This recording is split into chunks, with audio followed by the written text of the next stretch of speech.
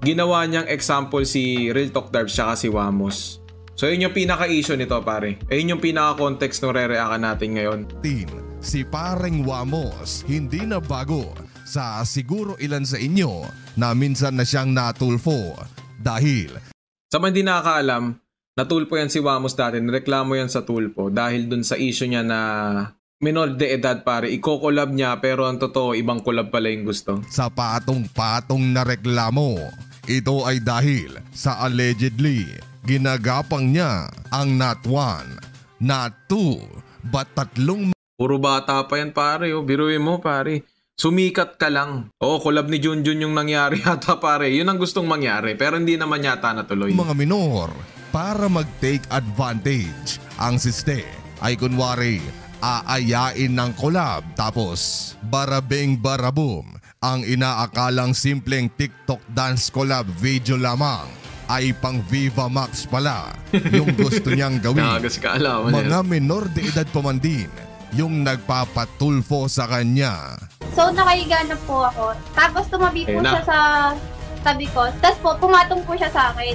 Grabe ka na Wamos. Napakalupit mo pare. Nagulat po ako. Tapos po tinataboy ko siya. Sabi ko, anong ginagawa mo? Napatunayan ba to? Naamin ba to? Or napatunayan ba to sa tulpo? Hindi ko kasi napanood tong part na to eh. Hindi ko sure kung napatunayan eh. Sabi niya po, isa muna tayo. Sabi niya, bago daw po ako magpaingat. Umisa muna daw po kami. Tapos sinahalikan niya po ako. Niyayakap po niya ako. Tsaka po hinalikan po niya. Ang gaganda pa naman no? Pare tsaka mga bata pa talaga. Niya ako habang natutulog. Nagising na lang po ako kasi hinahalikan po niya ako. Pati yung kanyang ebab ngayon na si Antoinette Buddy ay sinota niya noong menor de edad pa lamang. Nagreklamo pa nga yung nanay. Sinabi ko po naman po sa kanya na menor de edad pa po yung anak ko. Alam niya po yung... Napatunayan man o hindi man niya. Bagay no, yung fact na may magre-reklamo sa kanya ng isang babae. Dalawa pa nga ata eh. Or di pa natin sigurado, baka meron pang iba. Dalawa lang siguro yung lumabas pero hindi natin sigurado kung meron o wala pa. Or wala nang iba. Sir, wala po siyang nire-react. Okay. Alam niyo po kung saan sila nakatira? Hindi ko nga po alam, sir. Tawagan niyo ngayon Antipolo PD, Odette, para i-flash natin to at pagbigay alam. Kung maganda ang mukha ni Wamos siya pahabulin, hindi rin pare, kahit gwapo nga, hindi naman ganong kahabulin na rin ang babae. Natin sa ating mga kapulisan. Well, okay naman sila ngayon and I don't have something bad to say sa kanilang current relationship. Sunod ay heto talaga kapatid, kumulo ang dugo ko. Ito yung mainit. Ito yung mainit pare. Ito yung mas feeling ko pinagpukusan niya pare. Nabi nitong influencer na ito. About another viral issue, tungkol kay Coco Martin na di umano'y groomer daw sa kanyang karelasyon na si Julia Montes. Yung fact na totoo yun pare. Bibigyan niya pa ng magandang rason, o bibigyan niya pa ng sarili niyang rason na pinaniniwalaan niya na walang mali doon sa ginawa ni Coco Martin pare. Oo nga ba ang groomer at Alam niyo nangyayari, ganito kasi nangyayari pare. Ganito ko nakikita hindi ako nagmamagaling pero ganito ko nakikita kasi yung content ni Real Talk Darbs. Kunyari, sa case ni Coco Martin pare, halimbawa merong 100 tao. More than kalahati doon, sigurado siya na idol nila si Coco Martin. Halimbawa na lang, bigay tayo ng, sabihin na lang nating 55 na tao gusto kay Coco Martin, 45 yung hindi. Syempre, sa Facebook kasi and sa social media platform, kailangan mo kasi magkaroon ng magandang reaction galing sa mga nanonood. So, ang focus niya, Facebook. So, ano yung pinaka-target niya doon na reaction? Like, tsaka heart. Pag hindi siya sumang-ayon kay Coco Martin, 45 doon, yun lang yung magka-heart or magla-like dun sa content niya. And the rest, angry react yun. So dun ko nakikita, pumapabor siya sa tingin niya, papabor sa kanya yung views. And para i-distribute siya ng algorithm. Kahit alam naman natin, alam niya rin naman siguro sa sarili niya na hindi magandang gawin yun pare. Kasi kahit siguro, hindi ko alam sa kanya kasi ako pag nagkaroon ako ng anak, 13 years old, 14 years old, magkakaroon ng boyfriend na almost 30, hindi ako papayag pare. Hindi ako papayag, baka papulis ko pa yun. Pero hindi ko alam kung papayag siya. As long as may love. Basta may love, okay na sa kanya yun pare. Coco Martin, does age really don't matter? You see, tungkol ito sa naging relasyon ni Julia Montes at ni Coco Martin kung saan sa edad na 13, halos 30 na noon, itong si Coco nang dumiskarte.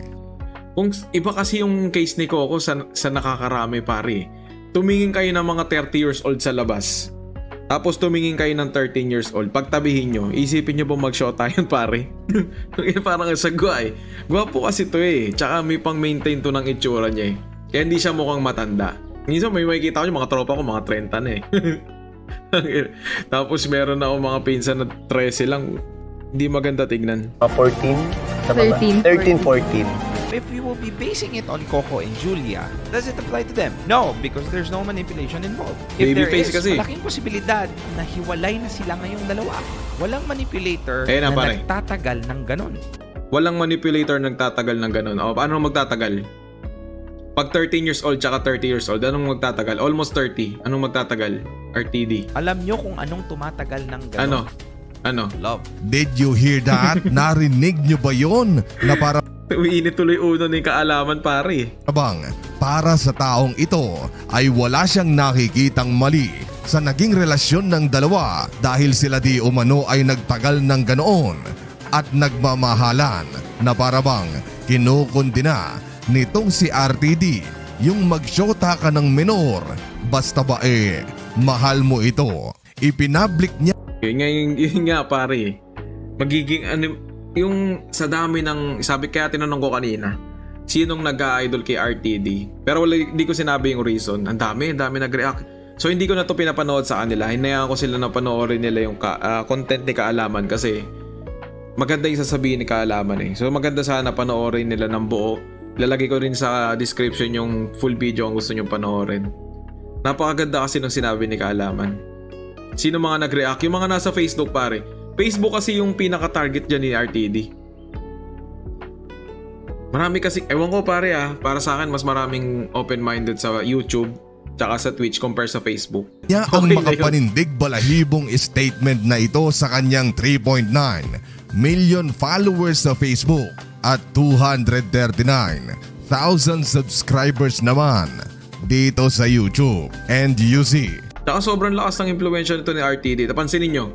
Ito sarili ko lang na opinion pare ipapansin ko lang. Yung way ng pag-edit ngayon ni Ato, halos dumidikit na sa way ng pag-level ng way ng pag-edit ni RTD sa mga content niya. The like to dislike ratio sa YouTube ay says it all. Maraming nakapanood ang hindi nagustuhan ang kanyang sinabi at nang dahil nga sa ganitong content na mapapanood natin sa online ay tingnan nyo, mayroon na namang 2, 5, 10, 100 o 1,000 mga lalaki na naman ang naimpluwensyahan ng kanyang pag-iisip na age doesn't matter kahit na menor de edad ka pa lang as long May kulong as nga you yan love that person. Tingnan nyo, mayroon na namang 2 lalaki ang ganito na rin mag-isip, hahanting ng menor tapos didiskartehan. Mamahalin ko no dahil okay lang naman yon base sa kanilang napanood dito kay Real Talk Darbs and I quote, "That's the power of Unsafe yun pare, para sa akin unsafe yung sinabi niyang yun. Mamaya dahilan sa pulis ng mga fans niya pare. Love ko naman love." Good points, Darbs. For me, age doesn't matter as Magkuya long nga. as they love, respect, and understand each other. And buddy, by tolerating this kind of behavior ay mali hindi yan pare, hindi dapat tinotolerate yan. na ako magtataka kung bakit ultimo mga lalaking teacher ay ganito na rin ang gawa. Ayoko malaki tong issue nito. Parang tong teacher na to, parang nangihingi ng number ng estudyante niya pare Pero dumating kasi sa point na kinuha yung number naming tatlo. Bakit kami pumayag? Syempre, parang, shit, wala to. Professor natin to, ganon. And 17 lang ako that time, kahit second year college na ako, kasi nga hindi ako naabutan ng K-12. So, bata pa. You see, the chance of relationship like Julia and Coco is 1 in a million, 99. Sa case kasi ni Coco, pwede siyang mamili Sa sobrang dami niyang pera, sobrang sikat niya, pwede siyang mamili talaga ng babae na gusto niya. Pero hindi ibig sabihin nun na applicable sa lahat yon pare. Pwede siya mamili pero depende pa rin sa babae. Pero hindi ibig sabihin na tama yung gagawin niya. 0.99% na yung mga matatanda na nagsosyota ng menor ay ganito ang kinahihinatnan. Arestado po isang lalaki na nang abuso umano sa kanyang menor de edad na anak. Ang krimen ay paulit-ulit umano ang ginawa ng suspect sa biktima. Tingnan mo, buddy, tulad ni Wamos na dumaan muna sa isa, 2 reklamo mula sa mga Tignan mo, may gantong issue, napakalaki nito, maabot sa tulpo. Pero sikat na sikat pa rin. Yung business niya, kasi hindi ano eh. Alam mo yun, hindi kasi tinatama yung pagkakamali nila pare. Kaya akala nila, normal lang, tama lang. Kala rin ng mga walang utak sa Facebook na okay lang yun. Normal lang sa tao magkamali. Minor de edad pa man din bago niya nakilala itong si Antoinette. Who knows kung meron pang iba na hindi na lang nagreklamo at piniling manahimik na lang. Feeling ko lang pare meron yan kasi hindi naman lahat nagre-reklamo eh. Sa pagmamatsyag ko sa social media at tulad nung shota niya ngayon pare, nung asawa niya ngayon. Hindi naman nagreklamo yun, nanay nagreklamo dun eh. Balita ngayon ay hindi na ako nagtaka kung bakit biglang lobo ang mga ganitong gawain at balita sa online dahil sa social media ay nakikita ng mga tao na okay lang yon. Sikat pa rin itong si Wamos at pati rin itong si RTD na base sa aking mga sinabi ay tila pabor na pabor sila na okay lang ang sumota ng minor. Basta ba maayos, may latest iPhone at nagmamahalan daw kuno. Walang manipulator na nagtatagal ng ganon. Alam nyo kung anong tumatagal ng ganon? Love. Again, wala akong hangad na masama sa mga content creator ko na ito. But boy! Hindi, iba si Nas Daily men. Si Nas Daily naman kasi kahit papaano pare. Ang tinatakel niya kasi, issues dun sa lugar na pinupuntahan niya. Issue kung ano yung magandang nangyayari dun sa lugar na yon. Pero hindi yung mga ganito pare. Wag naman sana natin itong i-normalize. Kaya tayo nasasamantala ng mga mayayamang tao dahil tila okay sa atin yung ganitong gawain basta maayos ang kalagayan ng mga bata. Yun lang naman ang gusto kong sabihin sa videong ito kaya muli ako po ay lubos na nagpapasalamat sa walang sawang suporta and as always, thank you so much for watching. Goodbye. Alam nyo kung anong tumatagal ng ganon? Love. Mas accurate to eh. Mas accurate to pare yung ganyang edit. Love. May utak na yun pare. May utak na yung 13 years old. Pero prone pa sa manipulation yun eh. Multimillionaire asawa 90 years old sabay kasal. Hirap kasuhan nun. Sino? Sinong multimillionaire? Si Wamos? Si Wamos ba para may asawa yun? Hindi ko maalala eh.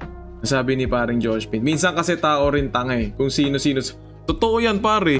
Ano kasi social media pag maganda yung delivery mo. Yung maniniwala sa iyo lalo sa Facebook. Dali mo sa ano yan. Dali mo sa English country yan pare. Tapos dun sila magmagaling-magaling. Tapos wala sila napapatunayan. Si Andrew Tate kasi ibang level yun eh. Oh, nakalaya yun. Nakalaya yun pare. Iba naman kasi yung ano eh. Iba yung natulungan vlog eh. Okay lang yun eh. May part na okay lang yun pare. Kasi kapag hindi tayo ano yan. Pag hindi tayo sangayon dyan sa mga poverty porn na yan. Hindi rin tayo sangayon doon sa ginagawa ni Mr. Beast pare. Oh, nakalaya yun pare. Parang nag-vlog na nga yun eh. Yan. Feeling ko magtotropa yan. Yan, si Kiefer, si Wamo, si Awit. Parang iisa ang ano nila. Iisa yung niche nila kung paano magpatawa. Sa ibang bansa pare, inuuli yun. May kachat na minor de edad. Alam ng authority na kung ano yung chinat mo, magugulat ka na lang, arestuin ka na, antay-pe. Sa iba, bawal. Sa atin din naman, bawal yan pare. Bawal naman talaga yung ganyan. Depende sa... Hindi, may level din. Mamaya kinakamusta mo lang eh. May level din naman yung kung ano yung laman ng conversation. Investigahan naman yun. Hindi ka naman kaagad dadakipin. Same naman sa Pilipinas. Ganun din sa ibang bansa. Ang problema lang kasi doon. Basta daw may love pare. Tapos 13 no? Nabuntis ka ng 30. Siyempre, tanga-tanga ka pa sa buhay eh. Tapos pagdating mo ng 18, nasa tamang edad ka na. Medyo napag-isipan mo, mali ata yun ah. Tapos paano mo pakakasuhan pare? Paano mo pagtatanggol yung sarili mo kung ayaw mong ipagtanggol ka ng ibang tao na sinasabing mali yun? Kasi nga, bobo ka pa pare, 13 ka pa lang eh. May love naman. May love naman. Ano ba ang mahalaga pare? Basta may love.